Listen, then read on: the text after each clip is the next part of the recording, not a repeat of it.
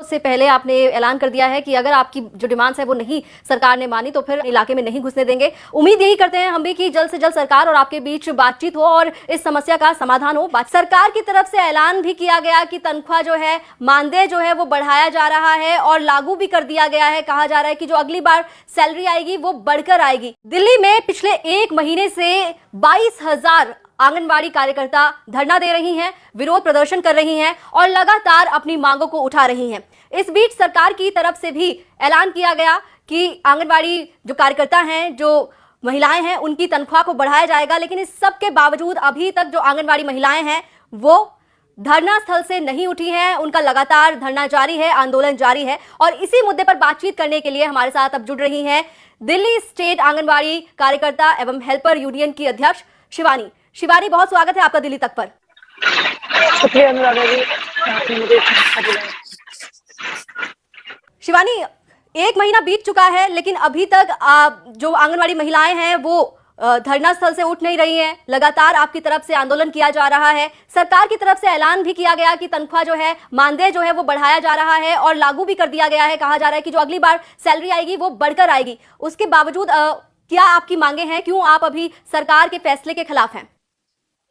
देखिए, पहली बात तो ये है कि जो बढ़ोतरी हुई है वो नाकाफी है और बहुत ही मजाकिया किस्म की बढ़ोतरी की गई है। इसको सरकार बहुत बढ़ा चढ़ा कर पेश कर रही है कि उन्होंने जैसे कि काफी कोई ऐसा इजाफा किया है जिस पर वो अपनी पीठ बचा सके। जबकि सच्चाई ये है कि दिल्ली के अलावा बहुत सारे ऐसे राज्य हैं पूरे देश में जहाँ पर ना सिर्फ जो इन्होंने मानदेय जितना बढ़ाया है उससे ज्यादा मानदेय मिल रहा है, बल्कि बाकी सारे बेनिफिट्स भी मिल रहे हैं। तो एक बात तो ये है कि इन्होंने पूरे मसले को ही मानदेय बढ़ोतरी तक सीमित कर दिया है और वो मानदेय बढ़ोतरी भी नाकाफी है। दूसरा मसला ये है, और जो ज्यादा गंभीर मसला है, कि जो union Delhi state anganwadi workers and helpers union Delhi के आंगनबाड़ी कर्मियों की एकमात्र प्रातिनिधिक यूनियन है, एकमात्र वास्तविक यूनियन है, जो जमीन पर 31 जनवरी से इस हड़ताल को चला रही है। सरकार उससे वार्ता नहीं कर रही है। सरकार तमाम इस तरीके की जो दलाल यूनियनें हैं, फर्जी यूनियनें हैं, जेबी यूनियनें हैं, उनके साथ उन्होंने कोई तथाकथित टॉक्स किए, नेगोशिएशंस किए, कोई वार्ता की, पता नहीं क्या वार्ता थी, जो भी था, लेकिन उसके बाद ये इस घोषणा पर पहुंचे। पहली बात है, हमसे कोई बात ही नहीं हुई है, तो ये कहना कि हमारी यूनियन से बात हुई है, इस पर तो कोई मतलब ही नहीं है। दूसरी बात, जो बढ़ोतरी हुई है वो नाकाफी है। तीसरी बात, सिर्फ मानदेय तक पूरी मांगों को सिमट कर रख देना और आगे हमारी और क्या डिमांड्स है इसको लेकर कोई बात ना करना, ये भी दिखलाता है कि सरकार बेहद अगंभीर है। जो ये पूरी हड़ताल चल रही है और जो ये तमाम मांगे हैं, इनके समाधान को लेकर सरकार बिल्कुल भी सीरियस नहीं है। और पिछले एक महीने के हमारे हड़ताल के इस आप कह सकते हैं समयावधि ने ये दिखला दिया है कि सिवाय लफाजी के, सिवाय झूठ बोलने के, अरविंद केजरीवाल की आम आदमी पार्टी की सरकार ने कुछ भी नहीं किया। मसलन कि अभी मैंने तमाम अखबारों में इनका जो हमारे मंत्री हैं राजेंद्र पाल गौतम जी, उनका बयान पढ़ा कि दिल्ली में इस वक्त ऑनरेरियम पूरे हिंदुस्तान में सबसे ज्यादा है। मतलब एक कॉन्स्टिट्यूशनल पोस्ट पर बैठे हुए एक इलेक्टेड रिप्रेजेंटेटिव इतना बड़ा झूठ बोल सकते हैं, मुझे यकीन नहीं हो। मतलब आपने क्या अपना रिसर्च नहीं किया है मंत्री जी? मैं समझ नहीं पा रही हूँ। तमिलनाडु में इस वक्त भी आंगनबाड़ी कर्मियों को 13,600 रुपए मिलते हैं, यही रकम तेलंगाना में है। आंगनबाड़ी हेल्पर्स को 7,800 मिलता है और तेलंगाना में भी यही है। ना सिर्फ उन्हें ये मिलता है बल्कि उन्हें ESI, PF, पेंशन के बेनिफिट्स हैं। केरला में आप देखोगे तो वहां पर गवर्नमेंट उन्हें हाउस रेंट देती है, तमाम अलाउंस देती है। कोई सीरियस इलनेस हो जाए तो सरकार और डिपार्टमेंट उनका ख्याल रखते हैं। लेकिन दिल्ली में तो इस तरीके का सफेद झूठ जो ये पिछले 2 दिन से मैं लगातार न्यूज पढ़ रही हूँ, जिसमें एक मिस इन्फॉर्मेशन का पूरा कैंपेन केजरीवाल गवर्नमेंट ने शुरू किया है। और मुझे लगता है कि इसको काउंटर करने की जरूरत है कि ये एकदम झूठ बोल रहे हैं। पूरी दिल्ली की जनता और देश की जनता को भरमा रहे हैं। ऐसा कुछ भी नहीं है, ये एक सफेद झूठ को सच बदलने की कोशिश है और कुछ भी नहीं। शिवानी, सरकार की तरफ से क्या आपको बातचीत के लिए इनविटेशन नहीं आया था? आया था। देखिए, 11 तारीख को हमारी एक रैली हुई थी, खबरदार रैली, काफी बड़ी रैली थी, लगभग 18,000 औरतें शामिल हुई थी। उसी दिन शाम को हमें इनवाइट मिला टॉक्स का, लेकिन उसमें उन्होंने एक ऐसी यूनियन को भी शामिल किया जो एक सेंट्रल ट्रेड यूनियन फेडरेशन से एफिलिएटेड है, जिसका हड़ताल के शुरुआत से ये रवैया रहा है कि वो हड़ताल को तोड़ने का काम कर रहे हैं। आंगनबाड़ी कर्मियों को वो लगातार सेंटर खोलने के लिए धमका रहे हैं। मेरे पास तमाम एविडेंस हैं जिससे ये साबित हो जाता है कि उनका हड़ताल से कोई लेना देना नहीं है, उनका स्ट्रगल से कोई लेना देना नहीं है, उनका दिल्ली की आंगनबाड़ी कर्मियों से कोई लेना देना नहीं। उनको सरकार इनवाइट करती है, जिसका कोई मतलब नहीं। आप कैसे इमेजिन कर सकते हैं कि एक स्ट्राइक को लीड करने वाली, स्ट्राइक का नेतृत्व करने वाली एक यूनियन, वो एक ऐसी जी यूनियन के साथ बैठे जिसका काम स्ट्राइक तोड़ने का है। तो ये उसी दिन से सरकार की मंशा साफ थी कि वो ऐसी यूनियन से नहीं इंगेज करना चाहती है जो प्रातिनिधिक यूनियन है, बल्कि वो जेरी यूनियनों से इंगेज करना चाहती है, क्योंकि उनके लिए रास्ता आसान हो जाए। बिल्कुल शिवानी, क्योंकि जब ये मानदेय को लेकर ऐलान किया गया सरकार की ओर से, तो उस वक्त दिल्ली के महिला एवं बाल विकास मंत्री राजेंद्र पाल गौतम ने प्रेस कॉन्फ्रेंस की थी और उसमें तमाम चीज़ों के बारे में जानकारी दी थी। और उस वक्त उन्होंने ये बताया था कि जो अलग अलग यूनियन है उनको बुलाया गया है, लेकिन कुछ लोग मिलने के लिए नहीं आए, और जो लोग मिलने के लिए आए उनसे तमाम चीज़ों पर चर्चा हुई और जो जायज़ चीज़ें रही उन्हीं के अनुसार जो है वो मानदेय को बढ़ाया गया है। इसके अलावा अगर आपकी बात की जाए, जो Delhi state anganwadi workers and helpers union है, आपकी क्या क्या ऐसी मांगे हैं जो सरकार अभी तक बिल्कुल भी उन मांगों को नहीं सुन रही है?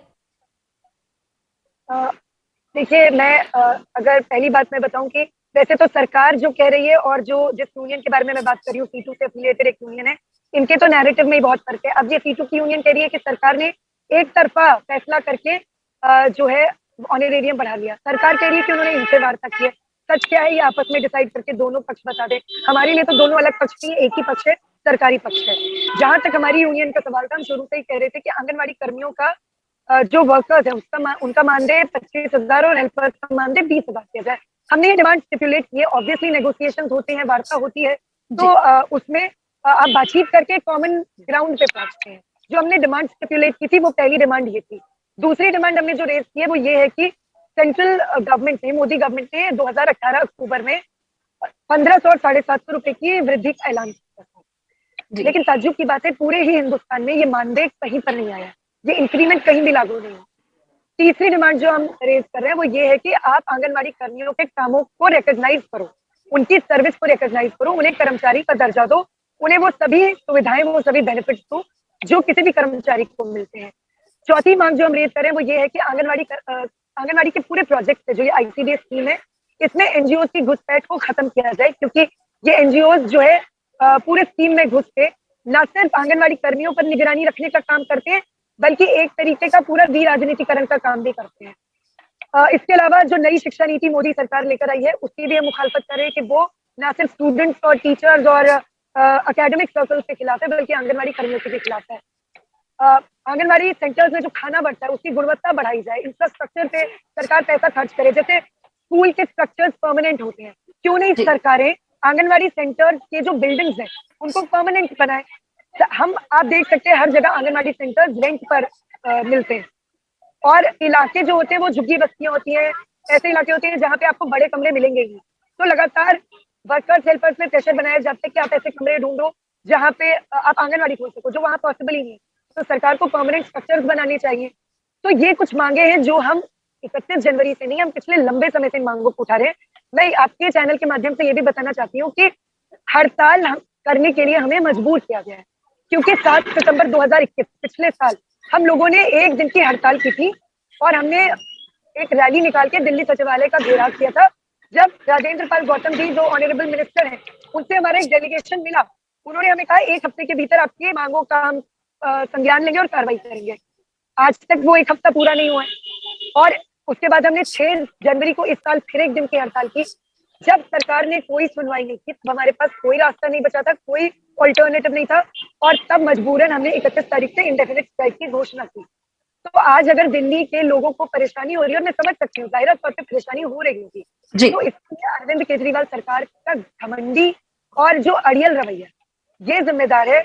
और Delhi state anganwadi workers and helpers union आज भी सरकार को ये कह रही है कि आप एक बायलैटरल टॉक के लिए यूनियन को इनवाइट करें, एक सम्मानजनक समझौते पर पहुंचे, और हड़ताल को खत्म करने के लिए आप कोई सकारात्मक प्रक्रिया को चालू करें। आप ऐसा नहीं कर रहे हैं, आप उल्टे वर्कर्स और हेल्पर्स को टेरराइज करें, आप उनको डराने धमकाने का काम कर रहे हैं। अभी मैं आपको बताना चाहती हूँ, 25 तारीख को हमारी 30 वर्कर्स को जो हड़ताल में शामिल है उनको शो कॉज नोटिस दिए गए, उनको टर्मिनेशन की धमकी दी जा रही है। और ये नोटिस किसकी तरफ से आ रहे हैं?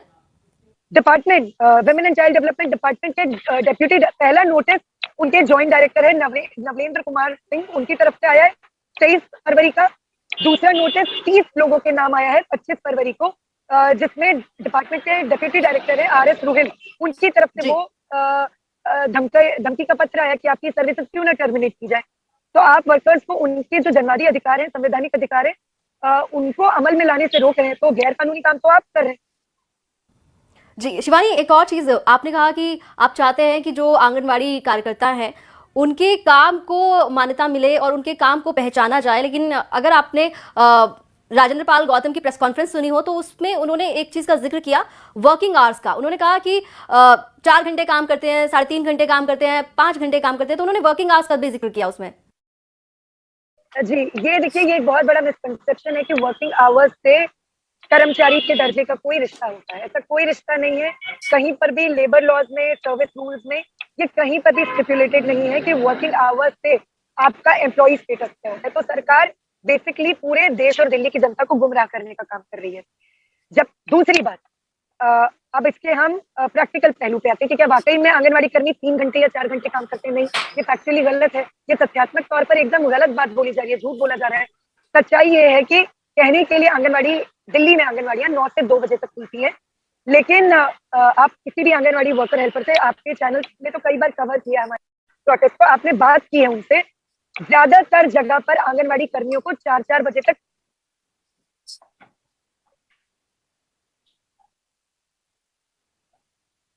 उनको जो है फॉर्म, चाहे वो PMMBY के फॉर्म, तो आधार का काम हो, पेंशन का काम हो, वो उनको 4-4 बजे तक, 5-5 बजे तक करना पड़ता है। इसके अलावा जब से इनको मोबाइल फोन दी गए तब से तो ये रात के 11-12 बजे तक अपने डेटा एंट्री करती हैं, जी जो है एप्स मेंटेन करती हैं। तो फैक्चुअली भी इनकरेक्ट है और लीगली स्पीकिंग भी, अगर हम तो कई आप गंभीर आरोप जो है यहाँ पर सरकार पर भी लगा रही हैं। अगर हम अब मौजूदा स्थिति की बात करें शिवानी, तो अब क्या आपका जो यूनियन है वो सरकार के साथ नेगोशिएशंस के लिए तैयार है? इस वक्त अगर हम आपसे बात करें तो दिल्ली तक के मंच के जरिए आप सरकार से क्या कहना चाहेंगी? मैं सरकार से बस एक ही बात कहना चाहती हूँ, पहली चीज कि ये एक जनवादी प्रक्रिया का हिस्सा है कि जो वास्तविक प्रातिनिधिक यूनियन है उसको मान्यता देते हुए आप उसको वार्ता के लिए, 2 पक्षीय वार्ता के लिए इनवाइट करें। इसमें किसी भी थर्ड पार्टी को इन्वॉल्व करने का कोई मतलब ही नहीं बनता है। हम बिल्कुल वार्ता करना चाहते हैं, हम बिल्कुल चाहते हैं कि एक समझौते पे हम लोग पहुंचे, एक सम्मानजनक समझौता जो हमारी वर्कर्स हेल्पर्स को भी मंजूर हो, इस समझौते पे पहुंचे और बहुत ही पीसफुली मामले का समाधान हो। दूसरी डिमांड जो हम रेज कर रहे हैं कि जो 23 और 25 तारीख के ये गैर कानूनी असंवैधानिक ऑर्डर हमारी वर्कर्स और हेल्पर्स को डराने के लिए गवर्नमेंट और डिपार्टमेंट की तरफ से निकाले गए हैं, उन ऑर्डर्स को तत्काल वापस किया जाए। अनुराधा जी, मैं ये भी बताना चाहती हूँ, फिलहाल हमारा धरना ना सिर्फ सिविल लाइन्स पे चल रहा है बल्कि women and child development department का जहाँ हेडक्वार्टर है कश्मीरी गेट, वहां पर भी हमने हमारा एक ऑक्यूपाई मूवमेंट वहां पर चल रहा है। वहां पर हमारी हजारों बहनें डेली सुबह से रात तक, पिछली 25 तारीख का चौथा दिन है जहां हम दिन के 24 घंटे दिन और रात वहां पर भी अपना धरना चालू किए हुए हैं। और हम देख रहे हैं कि सरकार को कोई फर्क नहीं पड़ रहा है। मेरे को ऐसा लग रहा है कि सरकार जो है खुद चाहती है कि इस मामले का कोई समाधान ना हो, बल्कि अगर कोई भी जिम्मेदार रिप्रेजेंटेटिव होगा तो वो इस मामले का संज्ञान लेते हुए यूनियन को वार्ता के लिए बुलाएगा और 2 पक्षीय वार्ता करके एक समझौते पर पहुंचेगा। तो मेरा तो यही उनको कहना है कि आप जो है आग से खेल रहे हैं, ना खेलें, क्योंकि ना सिर्फ हम अपनी स्ट्राइक को जारी रख रहे हैं बल्कि हम आम आदमी पार्टी के खिलाफ पर्टिकुलरली पूरी दिल्ली में नाक में दम करो अभियान के तहत तमाम दिल्ली वासियों को, तमाम दिल्ली के नागरिकों को इस बात के लिए भी आगाह कर रहे हैं कि ये पार्टी ना सिर्फ आंगनवाड़ी कर्मियों के साथ धोखाधड़ी कर रही है बल्कि आपके साथ भी करेगी, और इस पर कतई भरोसा मत कीजिए और इनका बहिष्कार कीजिए आने वाले निगम चुनाव में, जो कि हम करने जा रहे हैं। हम, हमारे परिवार, हमारे इलाके के लोग, हम नहीं इनकी पार्टी को एंटरटेन करेंगे और इनको, इनके प्रत्याशियों को हम अपने इलाकों में नहीं आने देंगे जब तक कि ये इस मामले का संज्ञान लेते हुए यूनियन से वार्ता नहीं करते हैं। बिल्कुल, यहाँ पे काफी बड़ी बात आपने बोल दी कि निगम चुनावों से पहले आपने ऐलान कर दिया है कि अगर आपकी जो डिमांड्स है वो नहीं सरकार ने मानी तो फिर आम आदमी पार्टी जो निगम चुनावों को लेकर काफी ज्यादा उत्साहित है, उनके जो कैंडिडेट्स हैं उनको आप लोग अपने इलाके में नहीं घुसने देंगे। उम्मीद यही करते हैं हम भी कि जल्द से जल्द सरकार और आपके बीच बातचीत हो और इस समस्या का समाधान हो। बातचीत करने के लिए बहुत बहुत शुक्रिया शिवानी आपका। शुक्रिया।